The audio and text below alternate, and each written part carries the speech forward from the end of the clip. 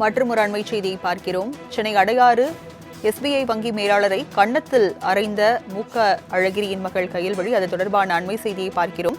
அது தொடர்பான வீடியோவும் தற்போது வெளியாகி இருக்கிறது. கூடுதல் விவரங்களை செய்தியாளர் ராகவேந்தர் வழங்க கேட்கலாம். ராகவேந்தர், என்ன நடந்தது, விவரங்கள் என்ன?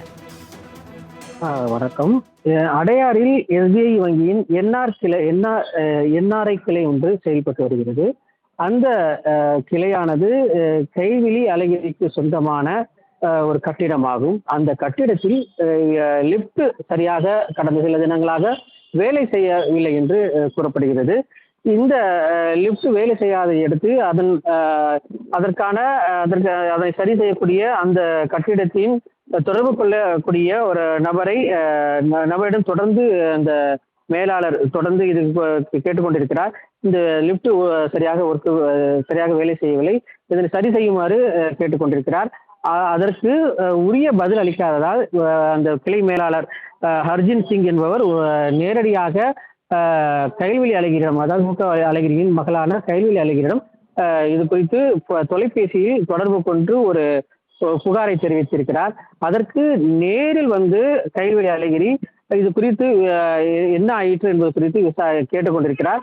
அப்போது அந்த சிசிடிவி காட்சி, அந்த தொடர்பான சிசிடிவி காட்சி தான் நான் தற்போது பார்த்து கொண்டிருக்கோம். அந்த சிசிடிவி காட்சியில் எந்த ஆடியோவும் இல்லை. ஆனால் இந்த சிசிடிவி காட்சி வைத்துதான் தற்போது எஸ்பிஐ வங்கி ஒரு புகாரை அளித்திருக்கிறது.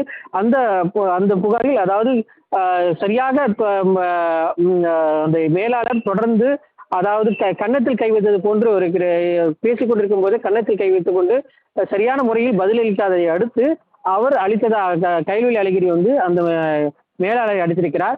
இது தொடர்பான அந்த சிசிடிவி காட்சியை தற்போது நாம் பார்த்துக் கொண்டிருக்கிறோம். இது தொடர்பாக அந்த எஸ்பிஐ வங்கி சார்பாக ஒரு புகாரானது அடையாறு போலீசாரிடம் அளிக்கப்பட்டிருக்கிறது.